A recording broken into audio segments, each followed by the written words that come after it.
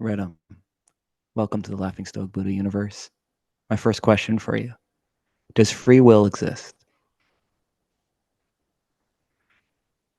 Nick, amazing to be here, firstly. Free will, I don't think it exists, but I think that's okay. I think that everything is predetermined, but we have the feeling of having some sort of influence and agency. And in a sense, that's real. So there's a paradox in my mind. On one hand, I think everything is a chain of cause and effect events. Maybe it started with the Big Bang, maybe it started with who the hell knows, right? But I think it's a chained sequence of events that's gonna happen the way it's gonna happen. But right now, I can feel like I'm gonna pick up this water bottle and take a sip, and the feeling of that agency is real, even if it was predetermined. And the fact that I'm able to do that is some level of influence within the game that we're playing, even if everything is the way it is and free will isn't real. That's Very, what I think very about nice free will. answer. As someone that has thought about this a lot for many years, I really appreciate that answer. I was just thinking as you were answering, this is kind of the deepest we've ever started any podcast at this point. We're getting right into the deep end, which is cool. Let's And go. I really want to explore this with you because a lot of people say contemplating free will is sort of useless, right? Either it's all predetermined, or we do have free will, or we have some sort of combination of both. And it just doesn't really matter. There's nothing on the other side of that that affects our actual day to day lives or decisions or anything like that. I tend to disagree. I think that if you dive deeply into this to free will, you can pull out some really interesting one, and two, some things that can really change your moment to moment experience of life itself. So, with that as a primer, um, you were saying that you believe everything is predetermined.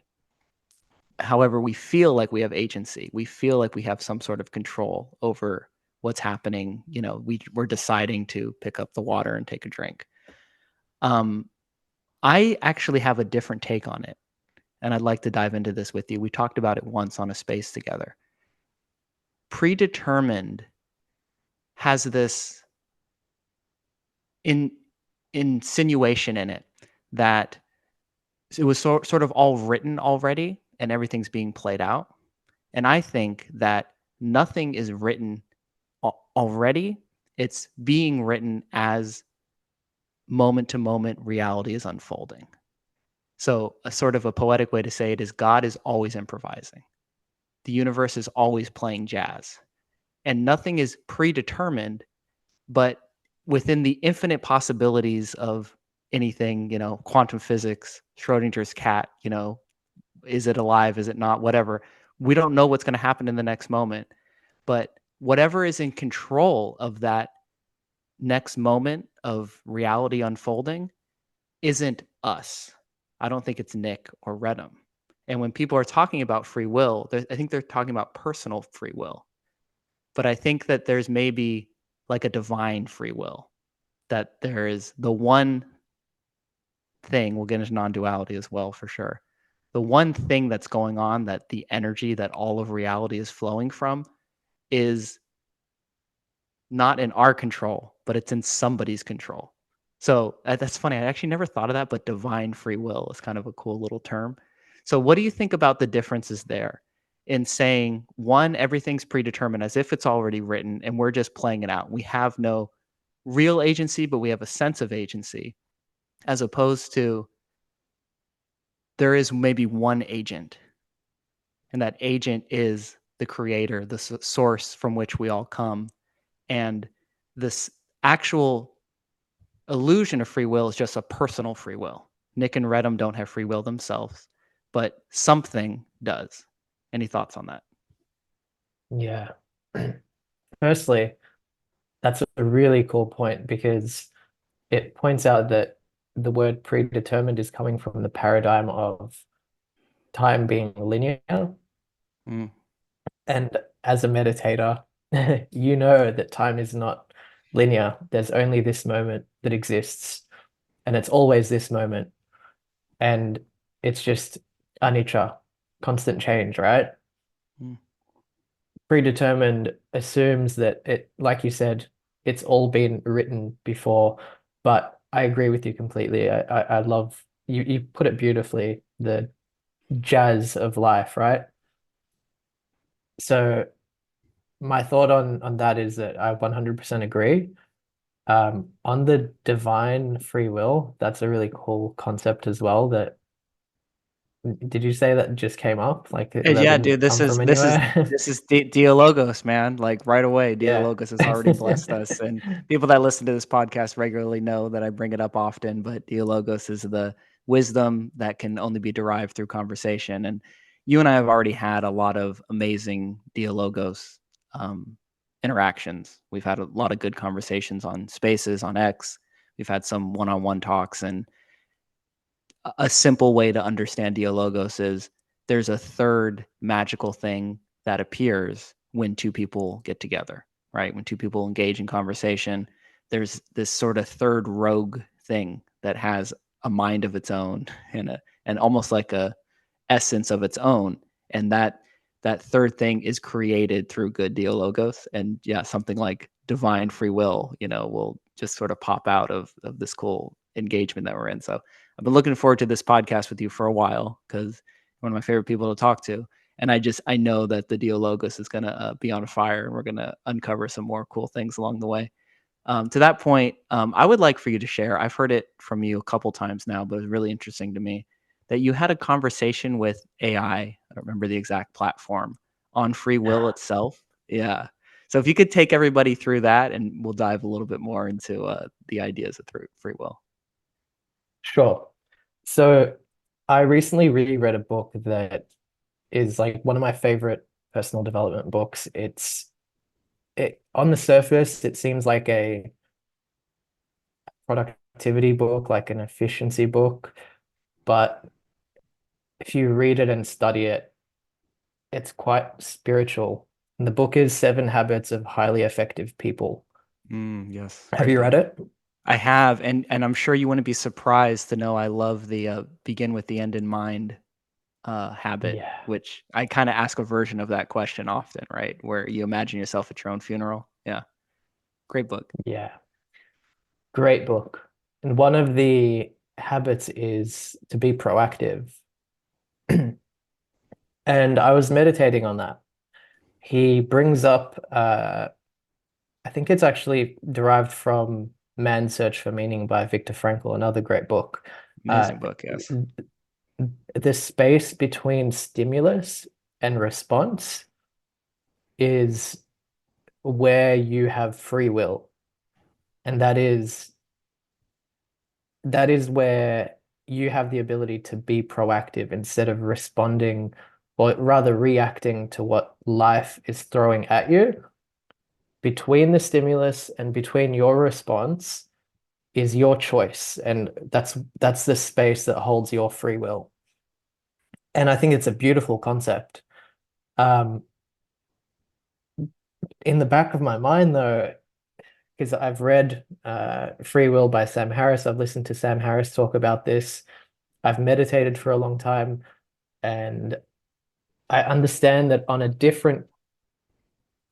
different paradigm, that free will doesn't exist. And I was trying to learn to be able to distinguish these two different things that are both true from my view. Hmm. So the way that I did that was by loading up Pi.ai. It's an app and a website as well. It's basically like ChatGPT, but a lot more conversational. It's touted for being like the conversational AI. And when you use it on your phone and you tap, so instead of like a microphone button, it's got a phone button. So it actually loads a phone call on your phone, at least on AI. So you can actually like it's as if you're talking to a friend. Whoa, It's that's kind of crazy. Yeah. weird. Yeah, it I is gotta play crazy. around with that, dude. That sounds so cool. Right on. You got to because it's like live journaling, bro. So Hmm. it's like I'll just brain dump. And I was like, Pi.ai. I didn't call it I got you. Pi.ai. Like, dude, I'm having trouble reconciling these two ideas. And I just laid out my understanding of both of the ideas. Um, Free will doesn't exist. Sam Harris told me so, it must be true. Uh-huh. Uh-huh. And the space between stimulus and response. And the one we had a like an hour long back and forth, and I'm like, oh, cool, cool. That makes sense, but I still don't get this bit. Can you explain this bit in a different way? And just by having that uninterrupted conversation with myself, but with a third party that's not human, Hmm. I was able to slightly just create a little bit of I don't want to say comfort, but just a deeper understanding. Because that was annoying me. Like it was really annoying me. Like when you have two ideas that seemingly contradict each other, but you see the value in both of them. And we can go into that because I also see the value in understanding this view of free will. Um, it was annoying me. So I had that conversation, and the one analogy that it gave that really stuck with me was free will is like paddling a boat. You can paddle the boat in any direction, and you have a large amount of influence in which direction the boat goes, but you have no influence over the river and the current of the water and gravity. So, yes, you do have some agency, but within the game of life, you don't really control anything. You didn't choose to be born, or at least I don't remember choosing to be born. Hmm. Hmm. Um, this just happened. Like it's a miracle that I'm alive, that you're alive, that we're having this conversation right now. I truly believe that and I feel that. I'm connected to that truth. But also I know that if I move through life without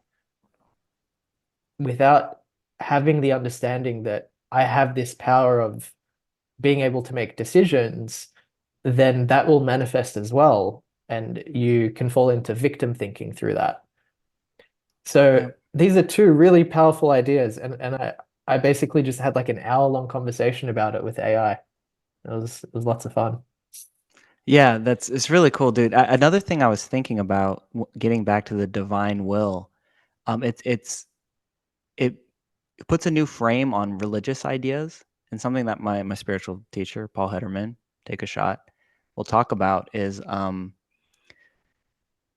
your will, your personal will versus the higher power's will, right? Thy will be done as opposed to my will be done, right? And I think that's another cool way to get into that idea of, if you are in this metaphor on the river in the boat and you're really pissed off about the directions that the boats are going in, you know the best direction for the boat is for it to go this way, but the wind, the current, the tide is pulling you the other way, right? It's a cool metaphor for sort of the spiritual idea of, there's something more powerful than me that's steering the boat, that's steering our life, right? And learning how to tap into that, to, in spiritual terms, dissolve your ego so that thy will can be done, so that God's will, the higher power will, can then flow through you, right? And I think it's another helpful way. Again, I, talking about free will can actually connect you to some of these real, tangible ideas, ways of redirecting your life. What is your religious background? What did you grow up with? What's sort of your framing as far as religious and spiritual ideas? I grew up Muslim, and I sort of abandoned religion a little bit when I was maybe, I don't know, 16, 17, 18. and I was kind of gung-ho atheist for a few years. Uh, had that like little bit of rebellious streak in me and Mhm. was like, y'all don't have the answers. Yeah. Yeah, bro, I can tell you, And I relate so much. I had a atheist yeah, phase as well. Grew up Christian. Both my parents were ministers, and I call it the atheist phase, or I call it it's all bullshit phase. It's all bullshit. yeah, All the religion, all the, even the scientists, everyone's fucking full of shit. It's like almost like nihilism if you go too far down it that is. route, Yeah, right? yeah, And it really a can lot be.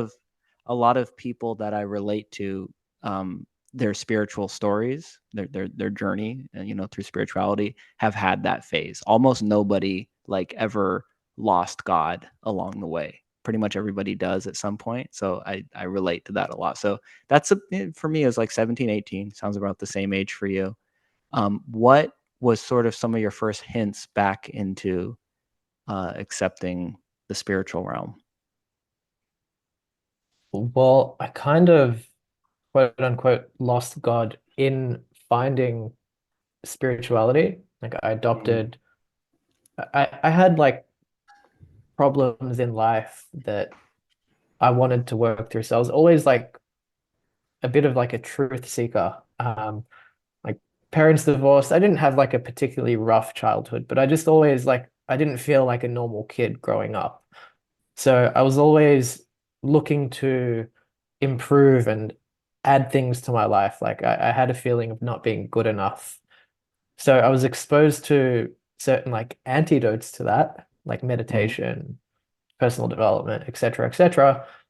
And in that feeling of like, I'm gonna figure it out. mhm. Crack the code. The, yeah, I'm gonna crack the code. Yep. The obvious thing felt like to reject what I already have been brought up with because I wasn't satisfied with the answers of this is what's happening. It's like you can't prove that God exists. It's not scientific. Um, and right now, like to let you know, like where I'm at now, I'm kind of like in a state of I don't know, and I'm okay with that. Yeah. It's a good place to Um, be but I'm, spiritually. it feels like it is. Yeah. And where was I?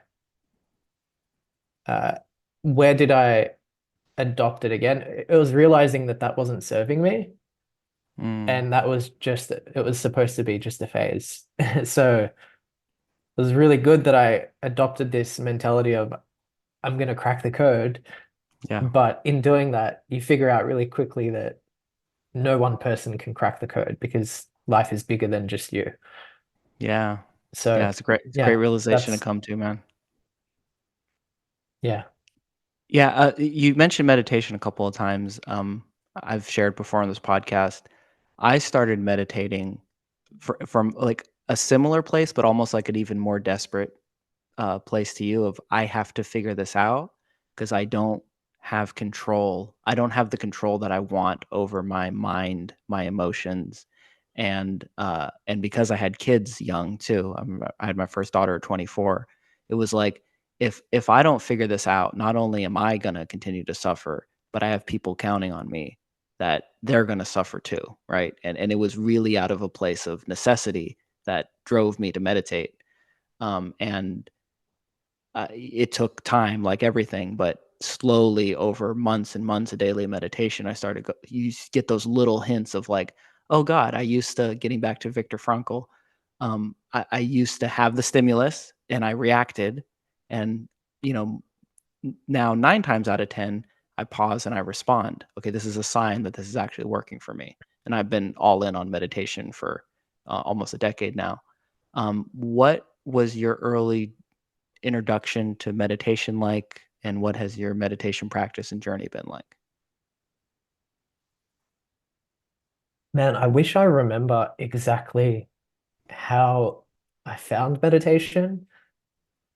I think, and this is actually like really timely to even be thinking about because I'm kind of going back to this place for myself for the work that I'm going to be doing with weight loss coaching. Mhm. But I struggled with overeating even like through my teenage years. And even after getting back in shape, I didn't feel like I had control over my own actions sometimes. It felt like the food was controlling me rather than Mm. me being in control of what I'm eating. So I looked into many things like through that, solving that problem.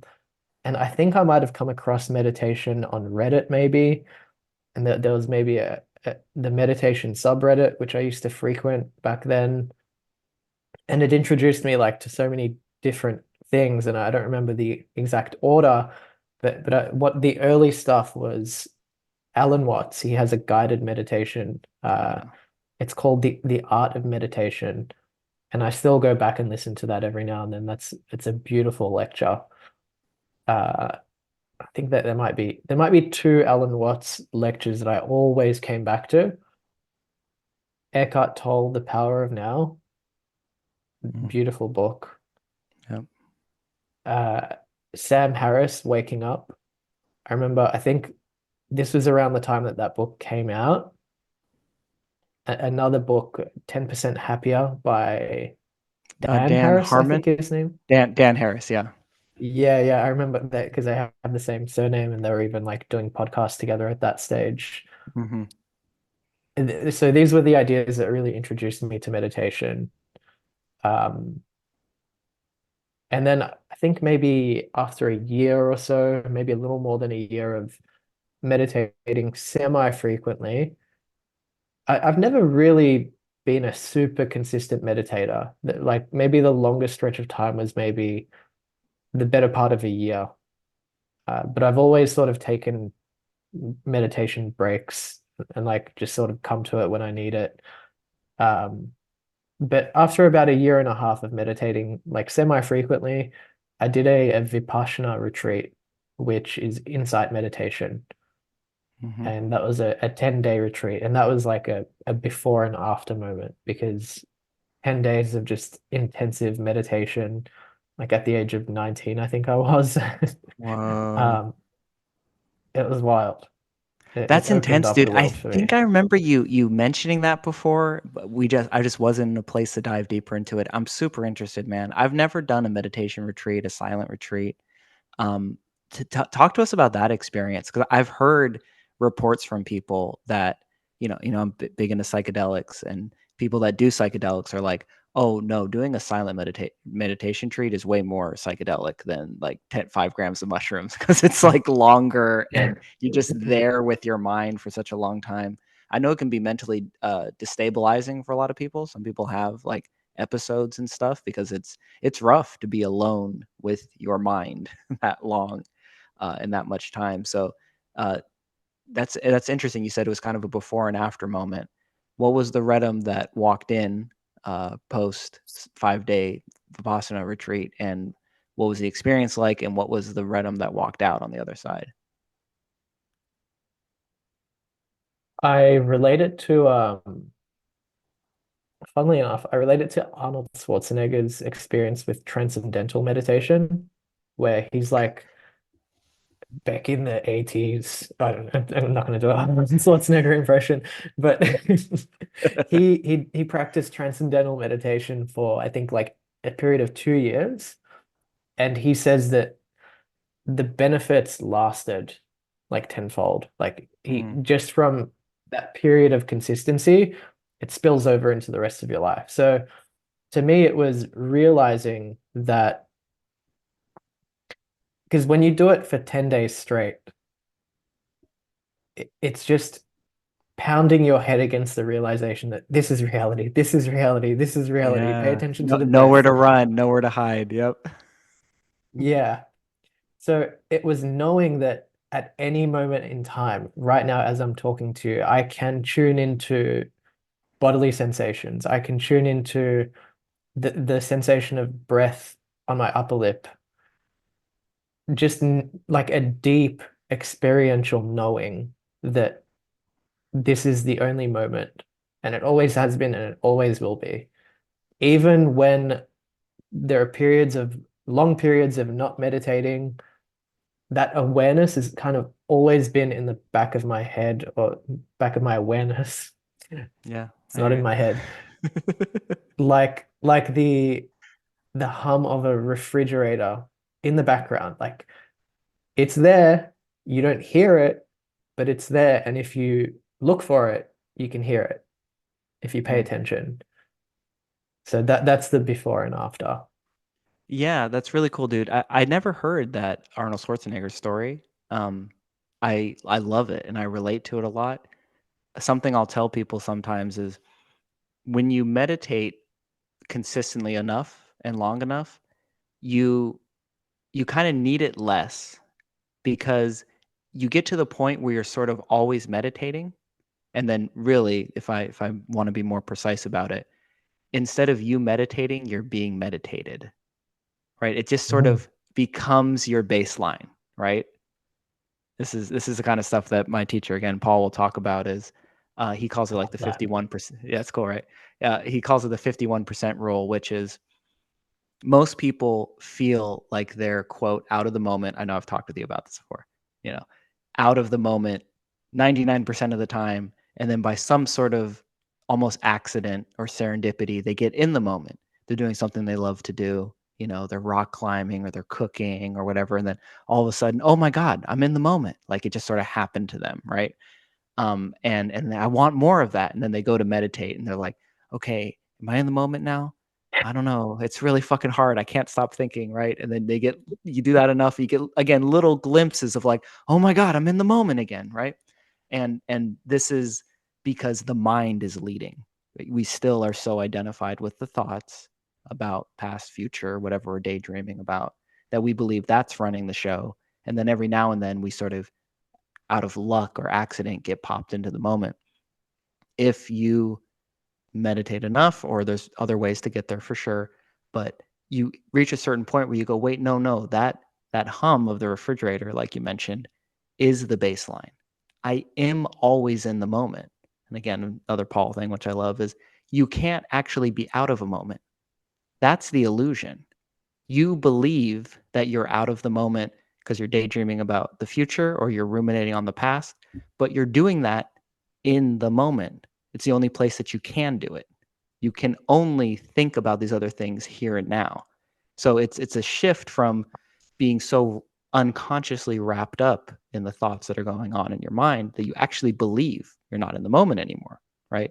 And so the 51% rule is you sort of become aware of this. You have sort of a meditation practice that spills out. So it's not, okay, I meditate for 20 minutes in the morning, but for the other, however many hours you're awake, 15 hours and so many minutes a day, you're out of the moment because you're not meditating anymore. You start to get enough of a glimpse of that to go, oh wait, no, I'm always here. I'm always here and now in this moment. I can sort of seem to get lost or whatever, but that baseline of coming right back to not like this idea that you're in the moment, but this absolute undeniable truth. The moment here, now, the present is all that exists. And the 51% is like, once you've been there, sort of, you realize that more than 51% of the time, it just sort of spills over. It's just 100% of the time. So I never really, that this is a many year long process. And I have a spiritual teacher that's been guiding me through this, but I never really actually buy the illusion that I'm not present. I know beyond a doubt I'm always here, and from here I Mm. can daydream and I can think about the future and the past and yada yada. But like to have your feet planted here and now in the present and to be able to do that is so much more powerful than just riding the waves of the mental, you know, whatever's going on. So I love the Arnold Schwarzenegger story. I loved your personal story of if you kind of dive in there deep enough, it's counterintuitive. It has this lasting effect because you sort of broke some sort of programming inside of your mental state, your mind that Well, that broke that if you illusion. see through the illusion long enough, then it's hard to forget that it's an illusion, even when it Boom. really tries to win you back, you know? Facts, bro. Once you see it's a mirage, you can still see the mirage, but you know it's a mirage. You can't really bullshit yourself into believing that it's real anymore.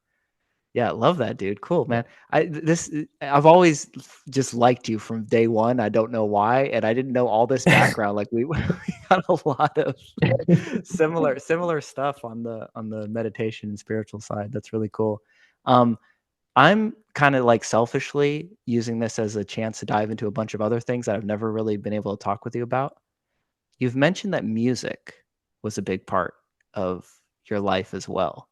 So, from a very high level, tell me, like, I love music myself. Like, I more and more, I used to be, when I drove, when I walked or whatever, it was always a podcast, it was always an audiobook. And more because I'm spending so much time creating and reading intentionally paper books. Outside of that, I'm almost always listening to music now, and it just fucking feeds my Huh. soul. It just gets me right here and now in the moment. I play guitar too. I love to sing and I love to go to karaoke and all that kind of stuff. So music's a huge part of my life, but I don't do anything professionally. I'm not, recording anything or any of that. So from a high level, talk to me about what music means to you, and then talk a little bit about how you've interacted with music professionally. Sure, man. Yeah. So in a similar period to actually when I was doing the Vipassana retreat, like around there, either the year after or the year before, I don't remember the exact timeline, but I got really into actually in high school, like late high school. I've always kind of been into pop culture to some extent. I've always loved devouring like movie lists, like 1001 movies you must see before you die.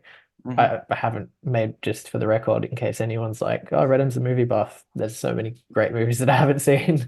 Yeah. Um, and I realized that I listened to only modern music. So I started like just being curious about it and going back and listening to like Rolling Stones, funnily enough, through movies.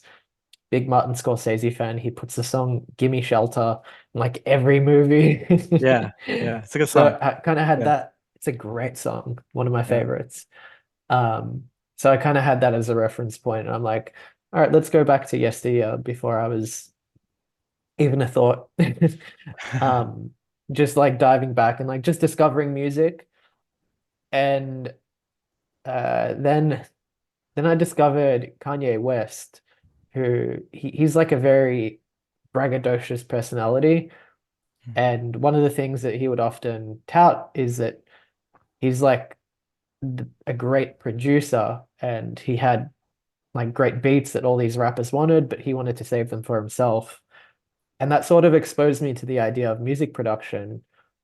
And I think, again, I forget the timeline, but I wanted to learn drums for a few months because in high school, I wanted to pick up drumming, but never really had the courage to. And like every time it came up as an opportunity, I kind of passed it off. So like after high school, that was one of the things that I wanted to do. So I was just curious about it. I bought a drum kit, sold it after a few months, but I learned enough to like get into music as something that I'm practicing rather than just consuming. And then with music production, that's where I went really deep into it. Uh, and it was kind of my dream for a while to like do that professionally. Um, the thing about once you start to pick up music production or any instrumentation, I would guess, you start to pick out the different elements of music. And now when I listen to music, I can pay attention to it in a way that is a little bit more analytical and like I understand what's happening and like Hmm. like the reverb's gated and like Yeah. You have a framing that to snare is understand cool. this. Yeah. Yeah, because I understand the tools as well as just the effect and the output and how it makes me feel. Hmm. So that as well is kind of like a vehicle for presence too. When you have an Yes. understanding of music, you can actually pay attention to it in a new way. So having this sort of crossover of music and meditation at this time in my life was like it made me really passionate about music. So but I produced music kind of like semi-seriously, and like that was like the main thing that I was focusing on for at least 3 years.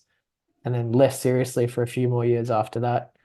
Um, so that's my experience with music, Nick. Right on. So two things. I love that you drew the parallel between music and being present, right? Being focused here on the moment on this art form of sound, right? Um, do you find still to this day what's your relationship with listening to music? Because for me, like I have transcendent experiences often listening to music. I really love if you look at my iTunes most played, it's um, oh my god, I'm drawing a blank.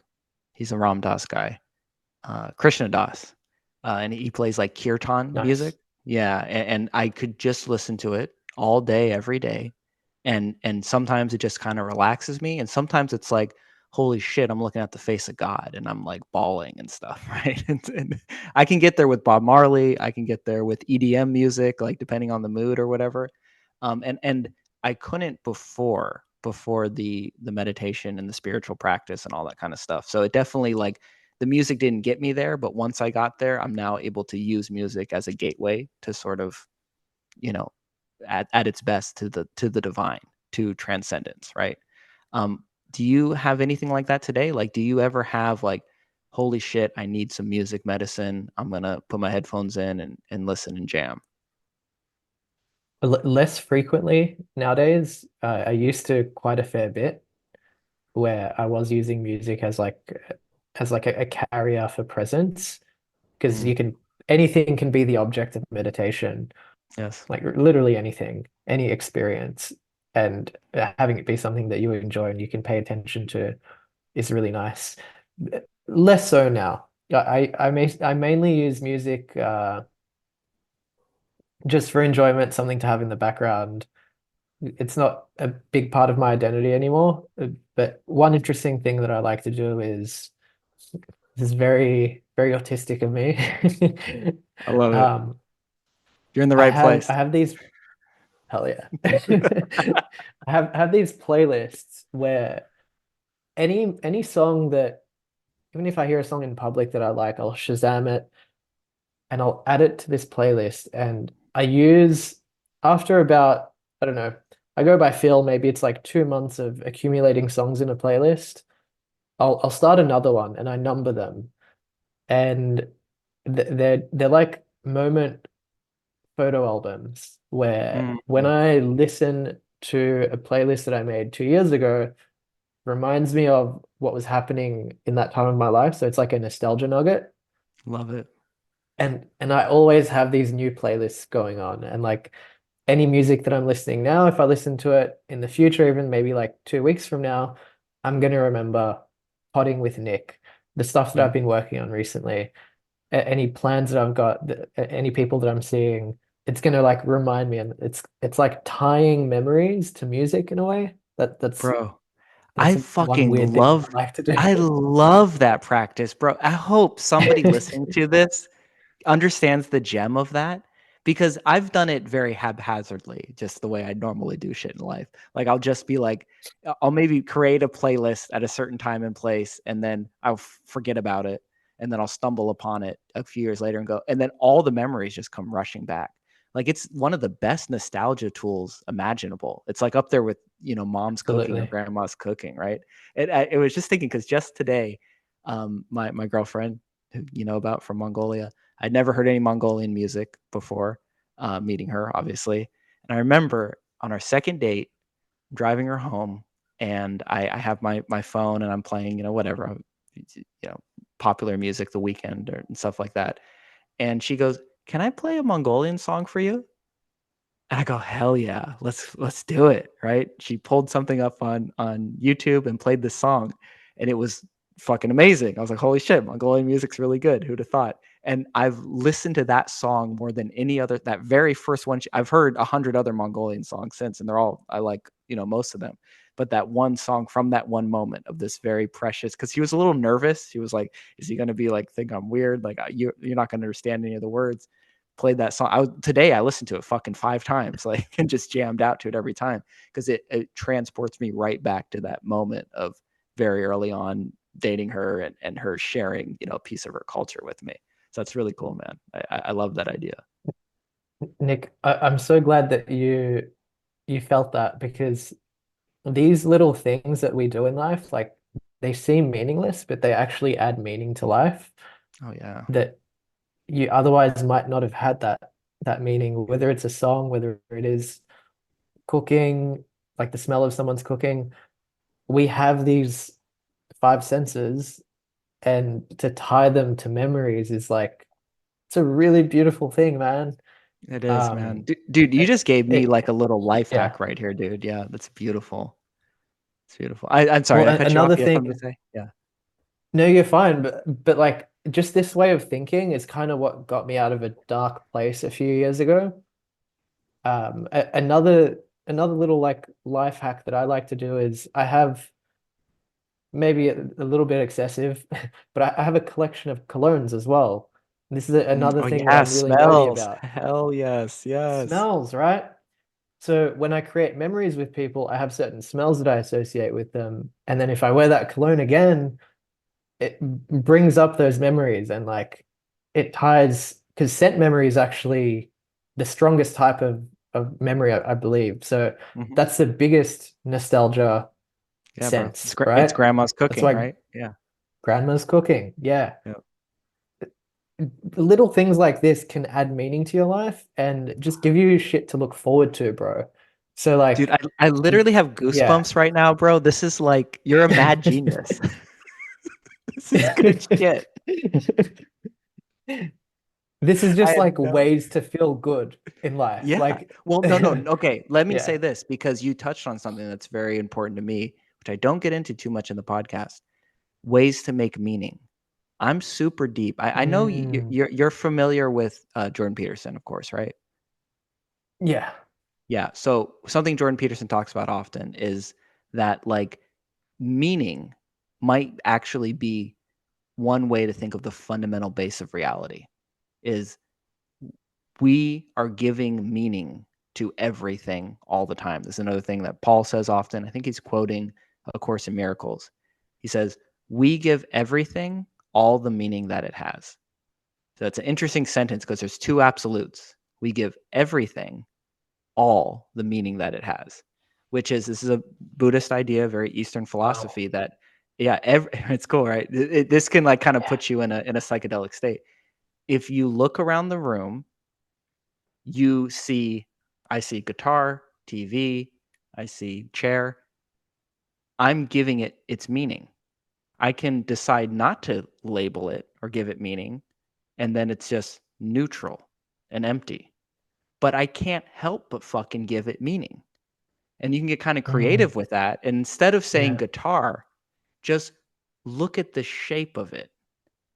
Look at the Mm, colors and the lighting and the contrast. And like it's another way to get super, super present. And you can tap into the exact moment in which you're giving it meaning. And you can see that I can actually give wow. it, it's good shit, right? I'm giving it I different love meaning, this. Yeah. right? Yeah. And so that's a very blatant example. You can do this the like next level. I'm getting goosebumps again. The next level is with people, right? So I see Redim and I have this meaning that I give Redim. Think about all the conversations we've had on spaces, interacting on the timeline, comments, stuff that I've read from you, da da da da, all this baggage. And that normally happens unconsciously, right? It's just I can't help but fucking give meaning to things. That's all any conscious being can do all the time, right? But if you can become aware of that process, you can go, let me kind of like experiment and play around with the meaning that like already the meaning that I give to Redum, the character, the personality, has like upgraded in the last couple of minutes that we've been talking because you got all these mad scientists cool ass ideas on how to like install nostalgia and meaning more into your life consciously and intentionally, right? So yeah, I think that's a really like I see the world that way often. It's a hard thing to talk about. I try to write about it a little bit, try to have conversations with people, but it's one of those things. It's like the fish in water. You know, the fish doesn't know that it's in water. We don't Mm, even note it because we're doing it all the time. We're giving everything all the meaning it has all the time that we don't even notice it. And if you can, it's a very subtle, sort of difficult thing to tap into. But if you can, tap into that, you're giving meaning to things every fucking moment, then you can start to play with that a little bit more and give more important valuable meaning to things. And this is Dialogos right here. My eyes are a little watery. Yes. Well, like for a few reasons, man. Like, firstly, this is just a beautiful insight that's come as a result of this conversation Mm, that I want to tattoo in my brain. And honestly, I'm thinking because I'm in the mindset of at the moment unapologetically serving my future clients in the business that I'm starting. This is yeah. something that I can pass on to them Yeah. if they so need it.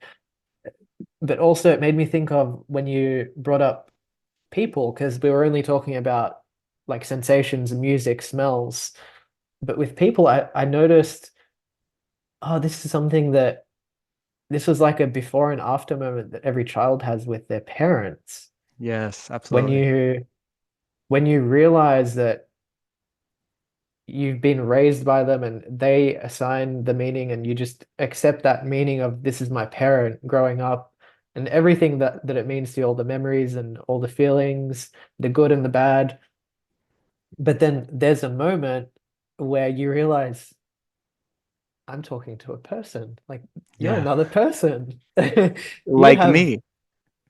you're like me. You were a kid too, like me, that didn't know what the fuck was Yeah. going on. That was looking up to these big people that you thought knew everything, and you just ran Yeah. that programming, and now you're doing it to me, and then you have that awakening moment of, whoa, you were a baby and a kid, and now you're adult, and Yeah. now you had me, and you're not a god, right? That's a lot of psychologists and even like philosophers will talk about that heartbreaking moment of realizing your parents aren't perfect.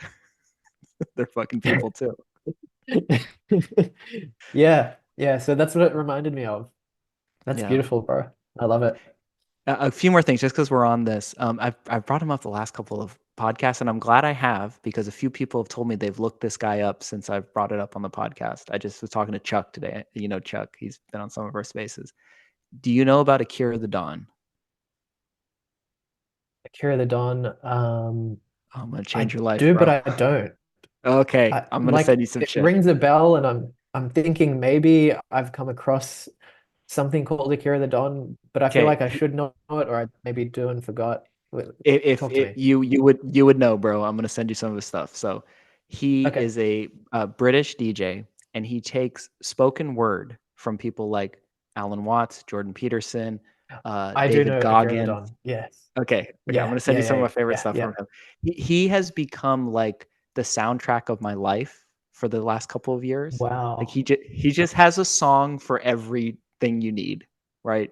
You need to get fucking Wow. pumped up and like ready to take on the world. Listen to some David Goggins, Akira the Dawn music. You need to like chill out. You have like Wow. existential dread, and you're like terrified that your life's gonna fall apart. Listen to some Alan Watts or he does Terrence McKenna and a lot of like cool sort of just Ram Dass, like chill, sort of spiritual people and puts this really cool music over it. And he's created this thing which he calls Meaning Wave, and it's like an entire movement. He's produces insane amount of albums. I can't even keep track, but it's like he brags about the fact that he just is always producing music. He has this idea called hyper productivity or something like that, and it's the idea is he wants to get into a flow state and just never get out for like years at a time. And it's Wow. obvious, it's obviously he's not really able to do it, but it's aspirational, right? But the idea is like, I'm going to get in a flow state of creating music and just never get out. I'm going to just fucking make music nonstop like a madman. And I think he produced like 80 albums or something like that in a year. Just he's the hardest working man in DJ music out there, right? And I'm going to send you some of the Wow. stuff because the part of when he had that inspiration to get in a flow state and not get out was he started this thing called Meaning Wave, and he's done a lot of Jordan Peterson albums and all sorts of stuff. And he has this movement around him of like people. It's almost like a religion or a cult. Like people, he does uh simulcast of like DJ shows, right? Like concerts and stuff like that. And the same couple hundred people join all the time. People like start meeting each other. There's been marriages that have come out of Wow. this. Wow. He gets Wild. he gets like a message, like an email, direct message every day saying, I was suicidal, I was on, I was nihilistic, I found your music and it completely changed my life. Now I'm like healthy and in shape and I got a job and I'm doing creative work. It's like he gets a message like that every fucking day. Like this guy is doing God's work. You know what I mean? So That is God's he work, yeah. yeah, dude, for real. And he does anyway, because we've been talking about meaning and all that. It reminds me because it's really cool the tie between it's like it was perfectly designed for Nick. The tie between music and these deep philosophical thinkers because and Akira the Don talks about this. It's hard to listen to the same lecture 100 times. You're gonna, maybe listen to it Yeah. twice or 3 times, but you're gonna eventually it gets boring. But you can listen to the same song 100 times. And when the song is a lecture, Ah, yeah, wow. yeah, it's really cool, dude, because you hear this shit so much that you internalize it, right? Like there's lines from Jordan Peterson that I can pull off the top of my head because not because I read in a book and I memorized it, because I've listened to the song a million times over.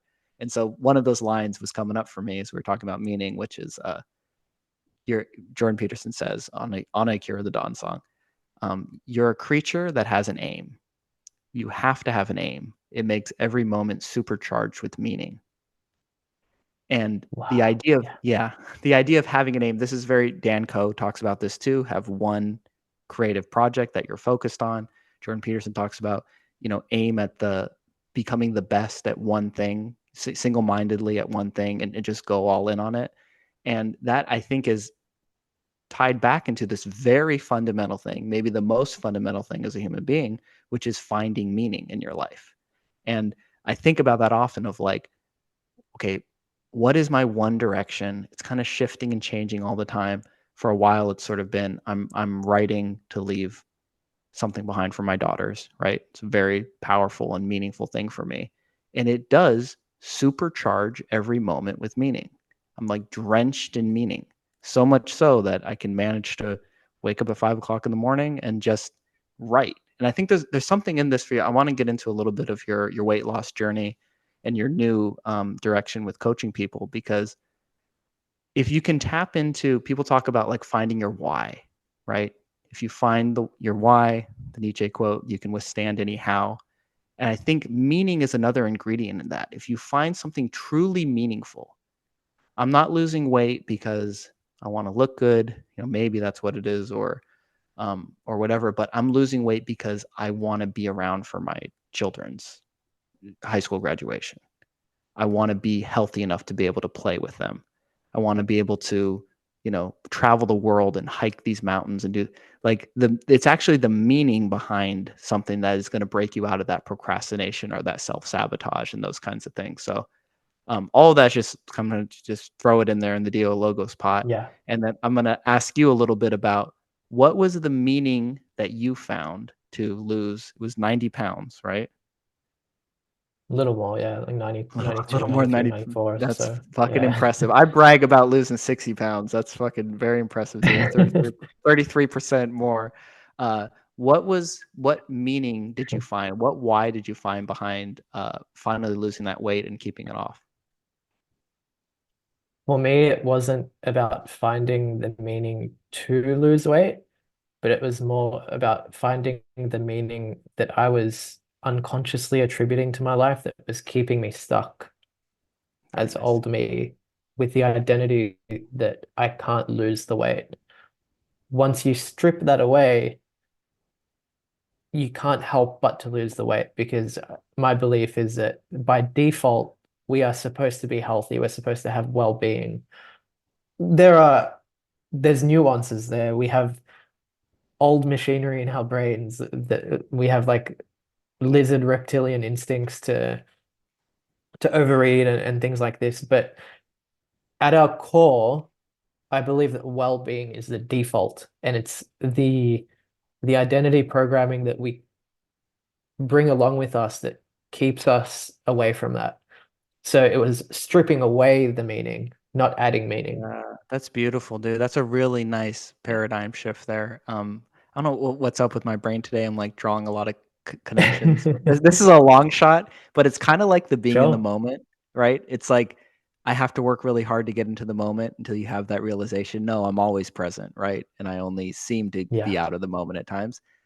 The default is you're supposed to be healthy and thrive Yes. physically, right? And it's And one footnote, Nick, yeah. even if you're not, this whole thing of like uh having the aim supercharges everything with meaning, even just believing that to be the case, it creates a sort of self-fulfilling prophecy. Hmm. Do you follow me? Yes, absolutely. Yeah. Yeah. But Yeah, no, sorry, I it's interrupted you. no, that's really good. So I love that I don't think I've really ever heard anyone quite articulate it that way of what made you overweight or out of shape in the first place was the wrong beliefs, the wrong identity. Yes, The belief that absolutely. I can't lose the weight or I can't control the food that I put into my mouth or it's too hard to Or go for here's the walk. one, or I don't want to lose the weight. That's probably the biggest That's one. that's another that's the biggest one. Really, it Yeah, is. yes. For me, it was I don't want to lose the weight. I like being able to eat whatever I want. I like being able to just relax after a long day with a bag of Doritos. I don't like everything that comes with being healthy. So I want to stay fat. But why doesn't it feel good? And Yeah. like having that Socratic questioning of like, okay, if that's true, what does that imply? And just continuing to ask why and why and why, um, until you have some sort of breakthrough. And I don't think you need Mm. to wait for that breakthrough to act on your goals, but it really helps once you do, because that's what creates the before and after moment. Yeah. Yeah, that's really cool, man. We're gonna have to maybe off mic talk more about your whole philosophy and system for this because it's really cool. You're bringing a very unique take to weight loss, and it's interesting to see how that's gonna work for you as a coach because I think it is revolutionary. It's a different th- Oh, take than thanks, I've man. seen anybody else Yeah. go for. So it's really cool, man. Um, okay, I want to touch on fasting real quick, and we're gonna get into the laughing stoic Buddha questions. Um, I'm a big faster. As I mentioned, I've done Ramadan the last 2 years. I don't think I'm going to do it this year because my girl just cooks too much good food for me to not eat lunch every day. But my buddy actually, who he has a lot of friends that grew up Muslim and they do Ramadan. My buddy talked me into it, and it was one of those perfect scenarios because I was on mushrooms and I called him, and we're talking about life, and he Either threw in walking or there. on mushrooms. What's new? Yes. And I was walking on mushrooms hiking, and he called me and I was like, "Hey, we know what's up. We haven't talked in a while." And he goes, "Dude, I'm gonna do Ramadan in like 2 weeks. You know about that?" And I'm like, "Yeah, yeah, sort of." He's like, "I'm not gonna eat or drink from sun up to sundown." He's like, "You in?" And we have this relationship I've talked with you about before of this stoic thing of like, if one of us says something, we just have to say yes. Like we can't be a little bitch and say, "Ah, that sounds hard. I want to eat," right? So I was just like, "Okay, bro, I guess we're doing Ramadan." Um, and it was a really Love cool. it. I'd already lost the weight at that time, but it was like a spiritual um journey for sure because there was times when I wanted to fucking eat, and it was like my life is falling apart. The only thing that's going to save it is like a hamburger, right? And I can't wait 6 hours until until the sun Yeah. goes down to eat it. And and powering through that a couple of times. I mean, 90% of the time it was easy. It was just like I'm just not eating. I'm abstaining. It wasn't really even a thing. But when it was hard, it was really hard. And I learned a lot about my cravings, my ideas of what hunger really is, all of that. Yeah. And as I mentioned to Big you one. too, I cheated. I didn't really do Ramadan because I was drinking water and I was drinking salt water, which is helpful as I'm sure you know. I think I saw a video you put up earlier about for fasting. So, yeah, talk to me a little bit about your experiences with fasting, both from a physiological side and then also a mental and even spiritual side. So firstly, I told you this a little bit before, but just for the listeners, I used to do Ramadan. I did it maybe 3 times as a kid. Um, and then my later teenage years, even before I was like, screw religion, I started getting into the gym and I was like, I need water, man. I'm not doing that. Yeah. Gains. Um, Yeah. so I haven't done Ramadan for probably over a decade at this point, really. But if we're doing it the Nick way, I do that sometimes just by default. Sometimes I'll Mm. just eat one meal a day. And, like I won't eat all day and then I'll just have dinner for two reasons: satiety, uh, and also just so convenient to not eat throughout the day. So you can Yeah, just I do agree. what you need to do. So just for focus reasons. But fasting for me is mainly a reminder of what real hunger is, Mm. because I posted about this yesterday, so it's going to feel fresh for you, but we can survive without food for like 3 weeks with just water. I don't know Mhm. how long we can survive without water, but it's nowhere near as long as 3 weeks, maybe a few days, I don't know, a week. Not a scientist, but Yeah. not a doctor. But that's true, I'm pretty sure.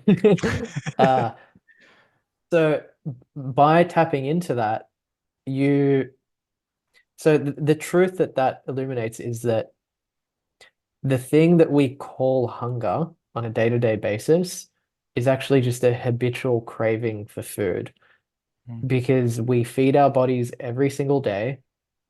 And if you're eating every day, you're not actually hungry. Your body does something different when you go a day without food, go a few days without food, go 3 weeks without food. After that, it dies. So by tapping into that real hunger, you give yourself perspective of, oh, okay. The reason I fasted yesterday was because for the first time in a really long time, actually, I had cravings for sweets at night. And I was like, oh, and I was like extra tempted. Sometimes it's a thought, and it's actually really fitting that it happened like as I'm venturing into this new journey of helping other people with this, because it's Yeah. fresh for me and I can Yeah. write about it and document it. I had cravings for sweets, and it was for a few reasons, because I treated myself to something earlier that day. I was staying up a little bit later than I usually would. Probably wasn't as hydrated. I don't think I went for a walk that day. It was a busy day. So I'm like, okay, I know what to do with you. We're fasting tomorrow because you've forgotten what actual hunger is. This isn't Mm. hunger. This is just a craving. So it's sort of just a Some reminder, stoic and shit right there, man. it's a perspective shift, right? It's, Yes. oh, I won't die if I don't succumb to a craving. I Mm. won't die if I don't eat for a whole day. I won't die if I've done a 5 day water fast, and that was a big shift for me. Like that was a big catalyst for being able to continue the weight loss that I'd already started up until that point. That's what fasting is to me. That's the main point of fasting to me. And to be honest, I don't know much about the physiological, but I do know that it induces something called autophagy, which Mhm. is it's basically the process of your cells cannibalizing and reprocessing, and like the old cells dying off and new cells generating. And it takes a period of extended fasting to initiate that. I think we have autophagy every day to a small point, but by fasting you supercharge it, and you can initiate it and control it up to a certain point. But don't quote me on that stuff.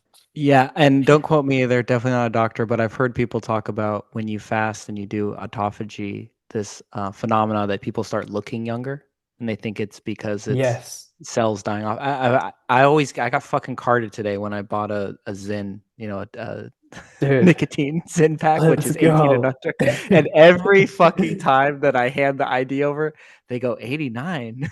I was thinking 99. And I'm like, fuck yeah. So I don't know how much of that is the fasting, but maybe it played a role. I believe it. Yeah, right on. I have a selfie of me like during my 5 day water fast, maybe 3 or 4 days in, and my skin just looked extra clear. I look Yeah. like a baby. Like, All new cells, bro. Autophagy, bro. yeah, yeah. That's wild. That's really cool, man. Okay, so speaking of autophagy and fighting against aging and death, we're gonna go in that direction here. Um, Redim's ready.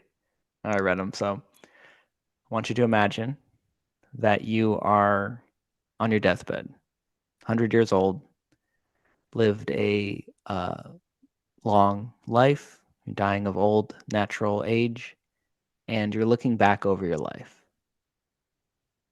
What kind of a life will you have hoped you have lived when you're lying there in your deathbed that you are dying with the least regrets and the most proud of the time that you used here in this human incarnation?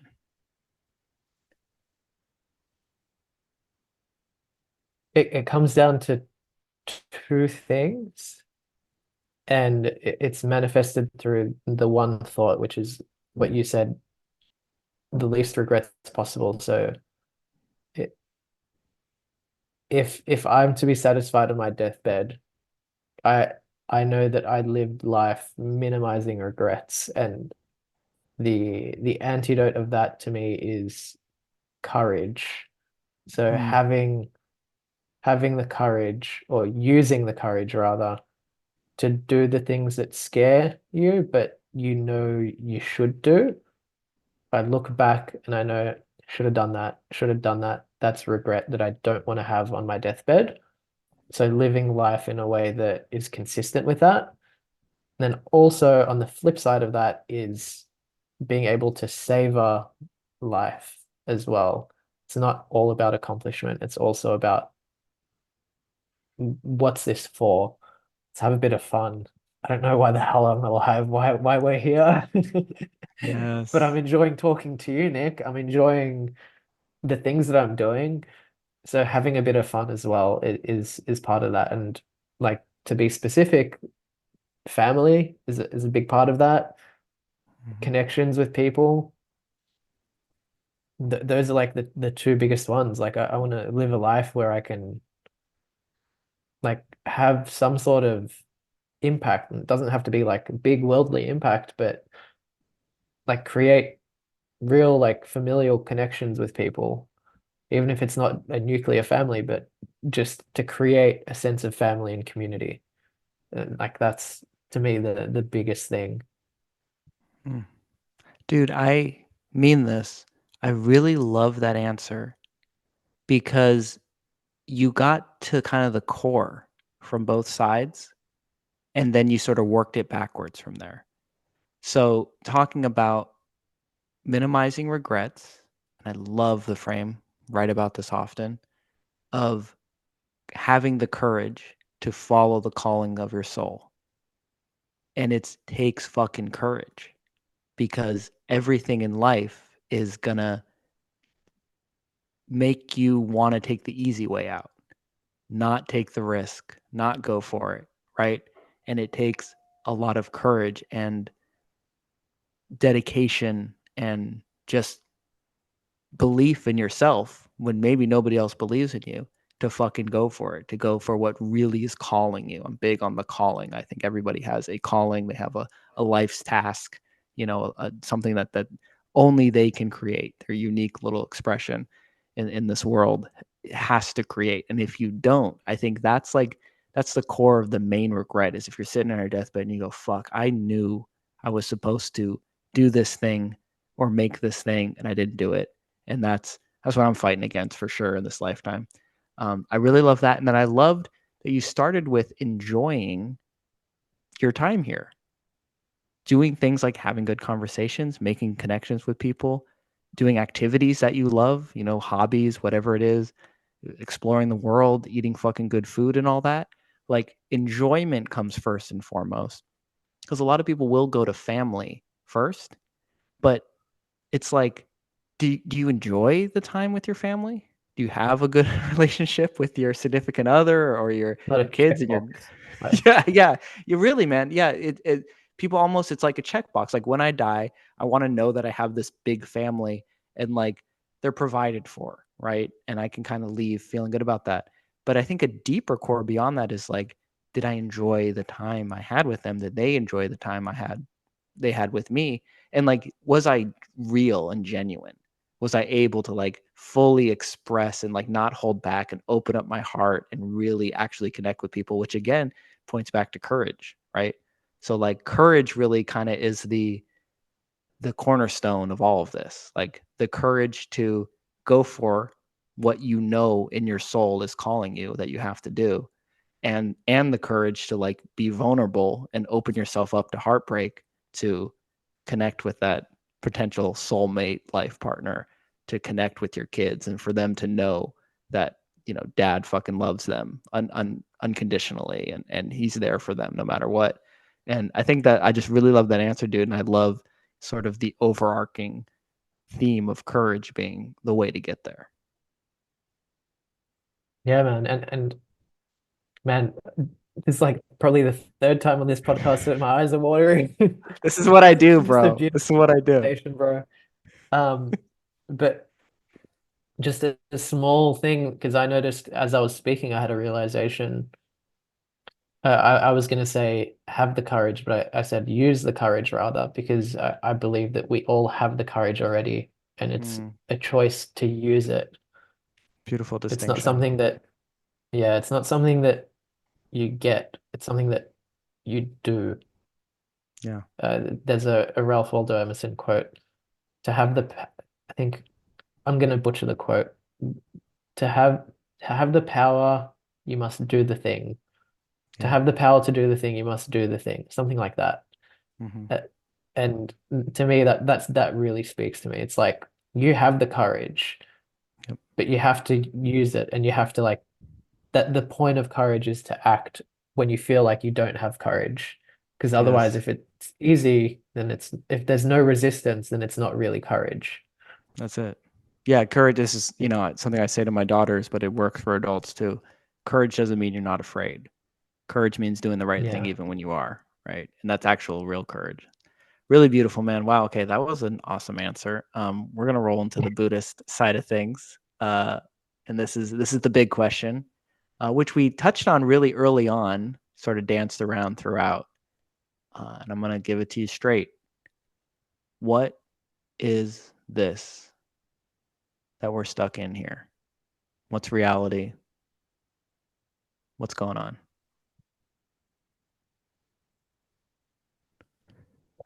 Well, Nick, I know you invited me on because obviously I'm qualified to answer this question.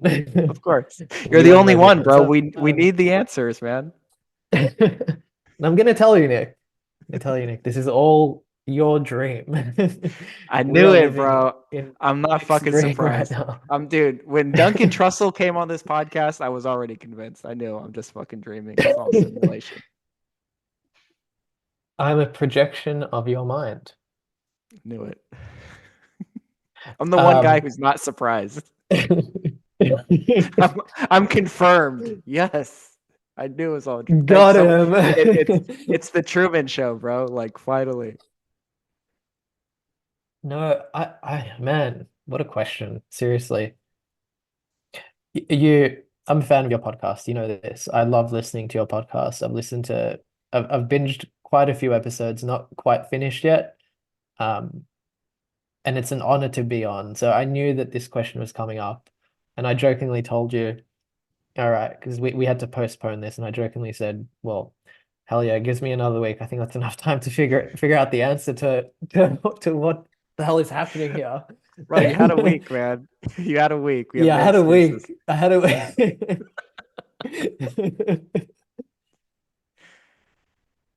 Man, honestly, it really could be a dream because it Mhm. feels like a dream sometimes.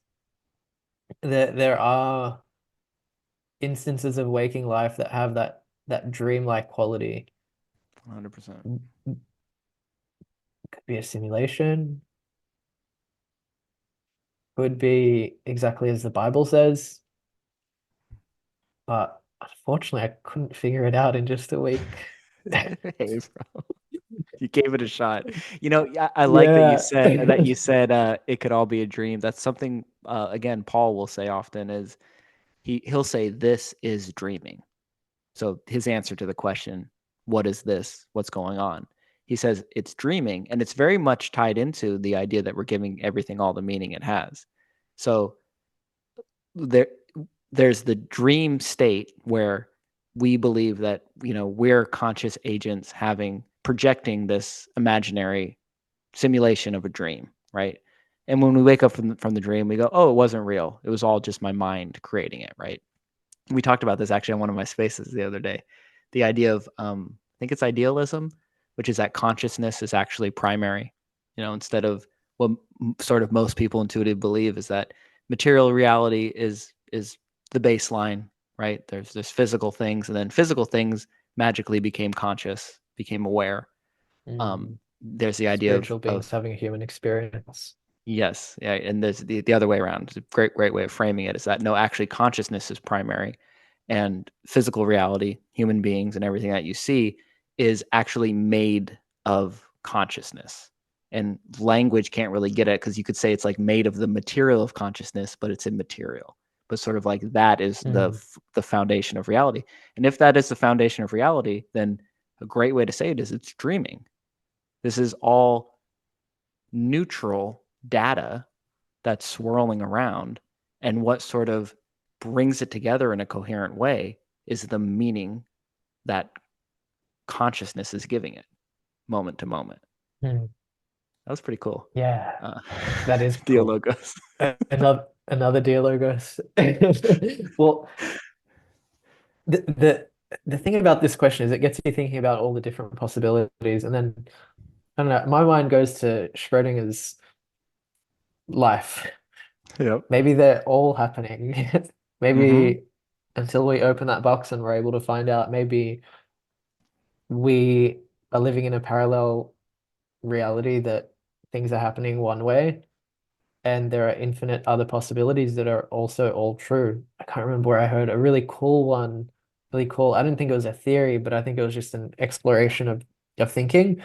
Might have been a Sam Harris thing, might have been an Alan Watts.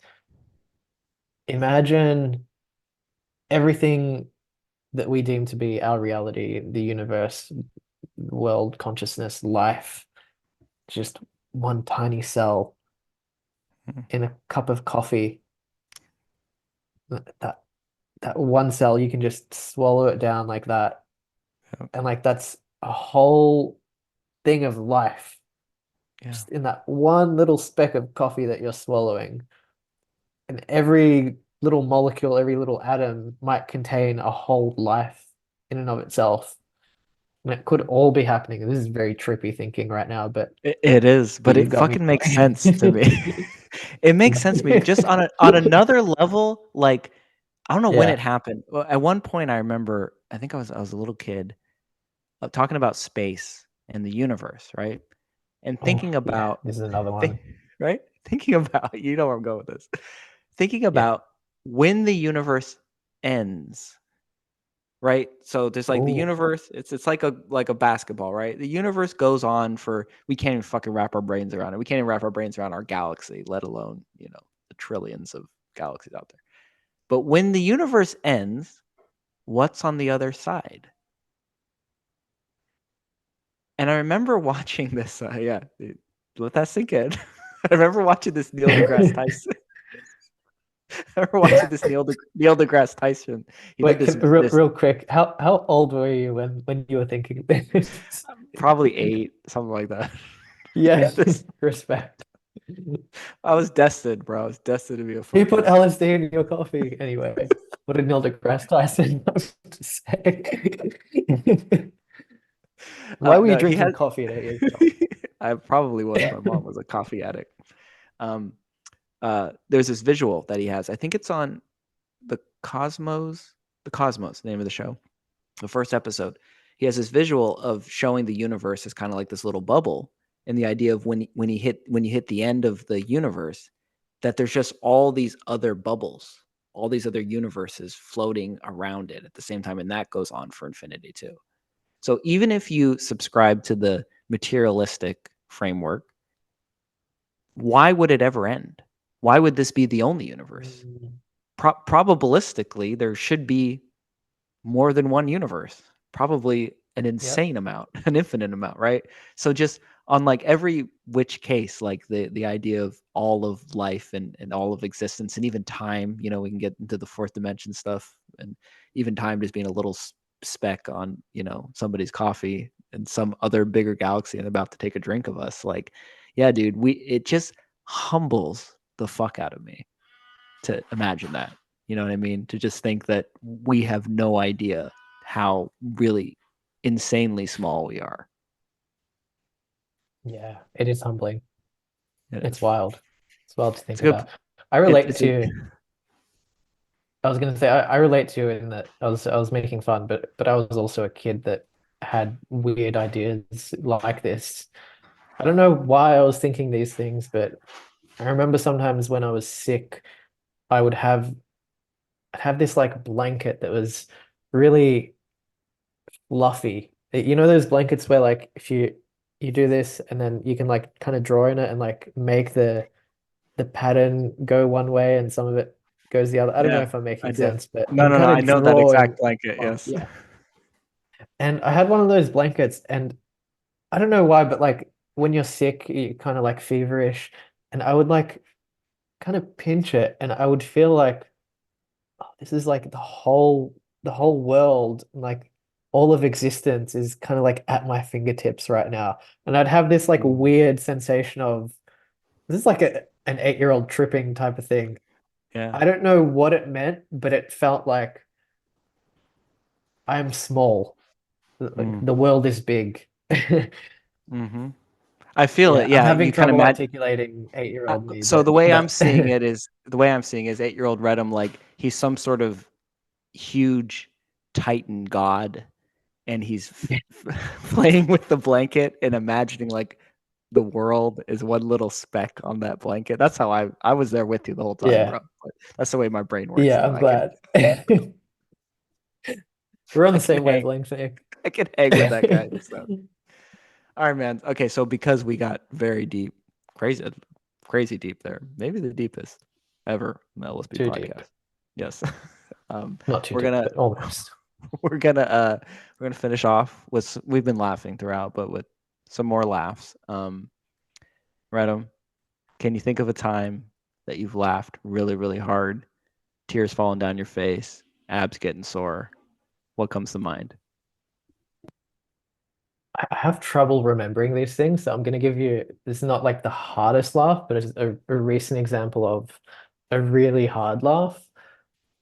I was talking with a friend on the phone and I was in a shopping center. So I was like doing errands around other people just to set the context, set the scene.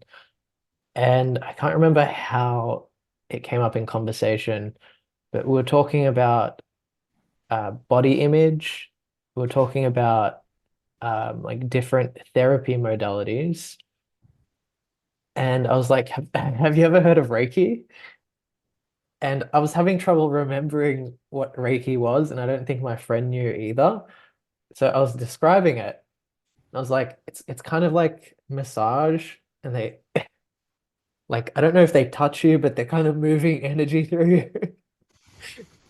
And my friend was like, that's really weird.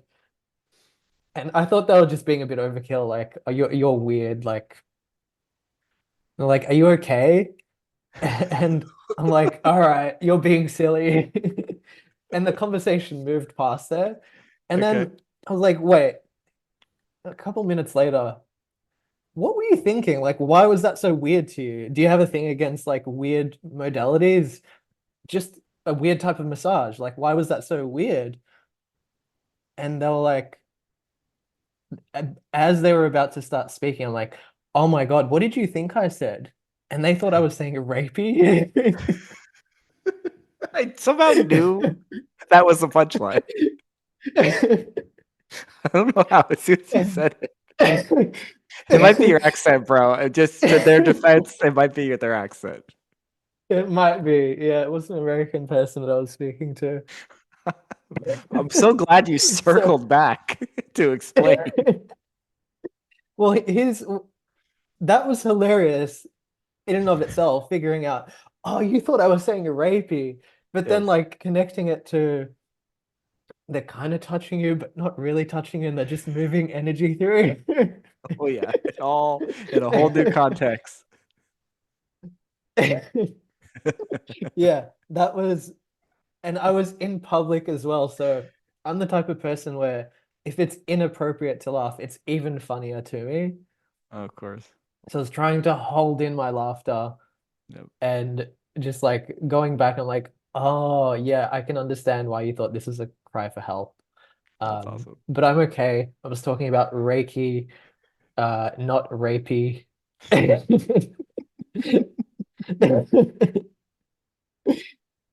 Yeah, Hell yeah, that's fucking that's a awesome. recent example of a hard laugh.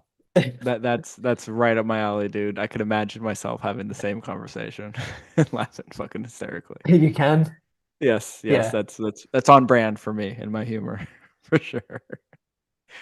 Right on, bro. Well, this was fantastic, Redim. This was very enjoyable for me.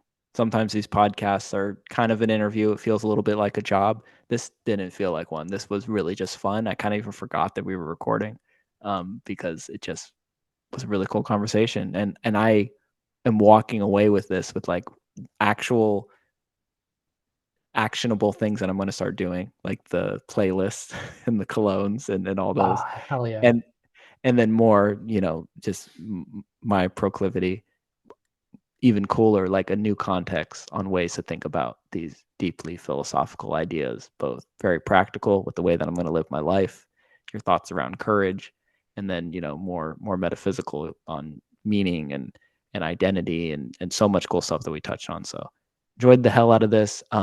I forget to do this sometimes, but I didn't this time. Where can people find you? You're doing some really cool work and one-on-one coaching. So please promote all your stuff and let everyone know where they can find you and reach out to you to work with you.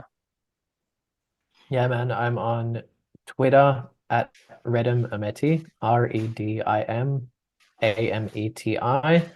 I'm on TikTok, same username. I'm on Instagram as Coach Redim, but it's going to change to Redim Ameti. So getting my branding sorted. Maybe by the time this comes out, Redim Ameti everywhere, hopefully. Right on. And yeah, I'm going to be helping people with weight loss. I'm going to be guiding them through what it's like to use an identity-based method and focus on the mental aspect of why most weight loss programs don't work, to create those deeper shifts that will create lasting results and give people a bit of accountability and guidance along the way. Um, but Nick, this was an amazing conversation. I too forgot that it was being recorded at some points. And bro, like I'm so glad that we get to be friends. Same, bro. You're one of the people that I came across on Twitter when I was first exploring, and I was like a fanboy. And the fact that we can have these conversations and I get to be on your podcast is a huge honor. Right on, bro. I'm honored, and I'll say, because a lot of people are finding me through X, go and follow Redim. He's my favorite Spaces host on X. Every Wow. the magic that you get here on the LSB podcast, he brings that kind of magic to almost every single space that he hosts. So go and follow him, and definitely go join one of his spaces, because you just create this energy that's unparalleled from anything else I've found on X. And I join your spaces every single chance I get. He's It speechless. means the world. Right on, bro. I fucking mean it. I only say shit if I mean it. Right on. Hare Krishna. Thank you so much for joining. I'll see you on the next one. Have a good night, Nick. Thank you so much for watching all the way to the end. If you enjoyed this conversation, please hit the like button. If you want to watch more podcasts like this in the future, subscribe and hit the notification to be notified when they come up. If you want to keep up with me, I am on Twitter now every day at Write with a W already. Link to that will be in the description. If you want to check out my writing, I publish a newsletter every Friday through Substack. Link to that will also be in the description. I love you guys, and let's keep doing this together. Peace.